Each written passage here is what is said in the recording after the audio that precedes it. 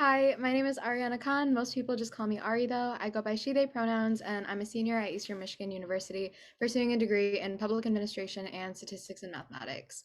I started with Campus Select in January of 2020, so pre-pandemic, and I really only started because I really wanted to be involved with community. I've always been a very community-oriented person. I thought that this would be a really cool way to just like hit the streets and speak to people and really bring them out to the polls. But when the pandemic hit, and as I got deeper into this work at the same time, I noticed a lot of systemic failures. And it became really clear that this idea that youth civic engagement wasn't happening because of apathy, because it wasn't cool enough for young people, was a complete bold-faced lie. Young people care, and they care a lot, and they know a lot more than we give them credit for. But there are so many structural problems that keep them from voting.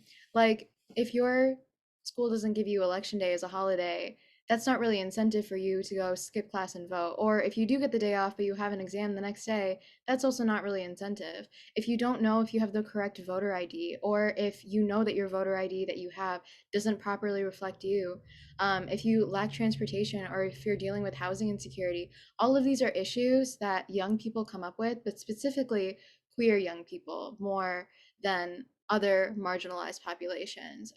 That's especially why I'm really proud of my work with the Queer the Vote project in the fall 2020 election. Because of the conditions of the pandemic, it basically culminated in about 200 Zoom meetings that were either like two-on-ones or one-on-ones.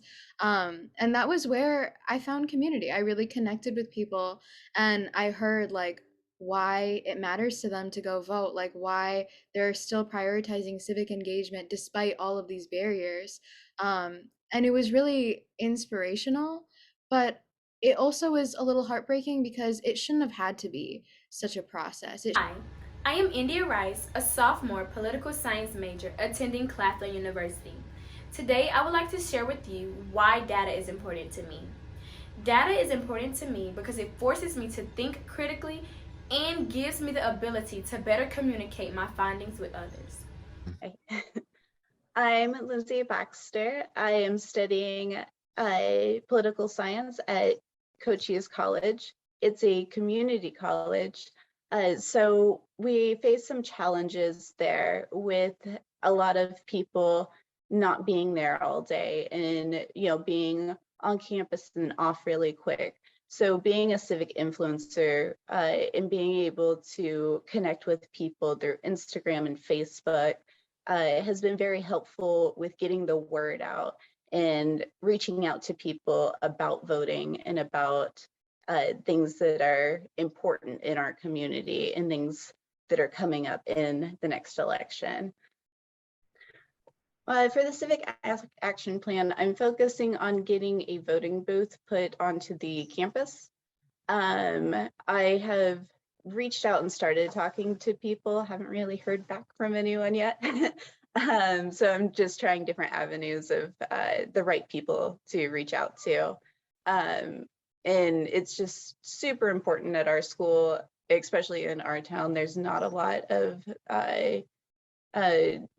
voting boxes to be able to come and put your ballots in. So I think that it would be a great way, especially to get other students to vote, since then they would know where to go. So.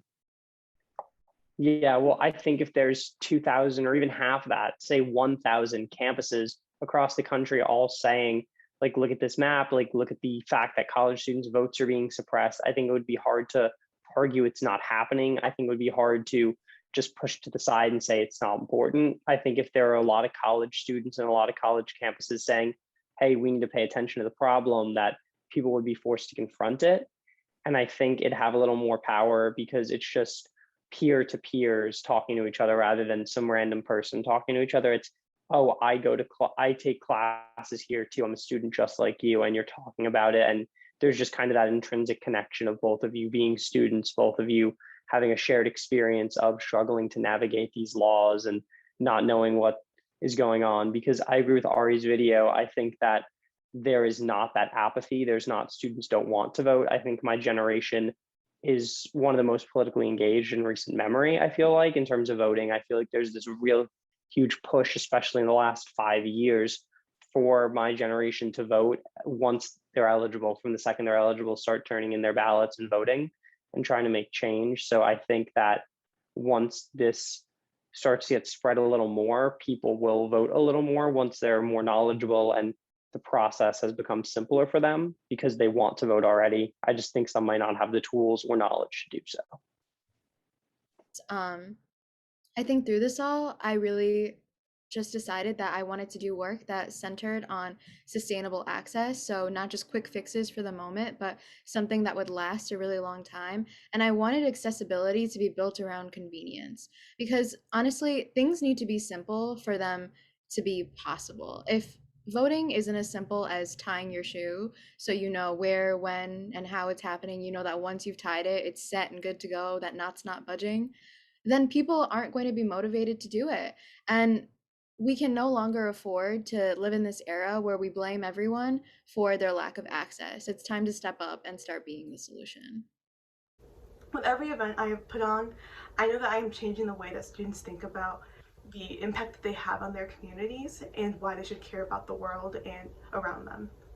It's also started really important conversations on our campus regarding voter suppression and other barriers to voting that students may not be aware of and that other students may be facing. Our campus is extremely committed to civic engagement, and being a part of that change is really important to ensuring that we are not behind these efforts. Thank you for listening to me.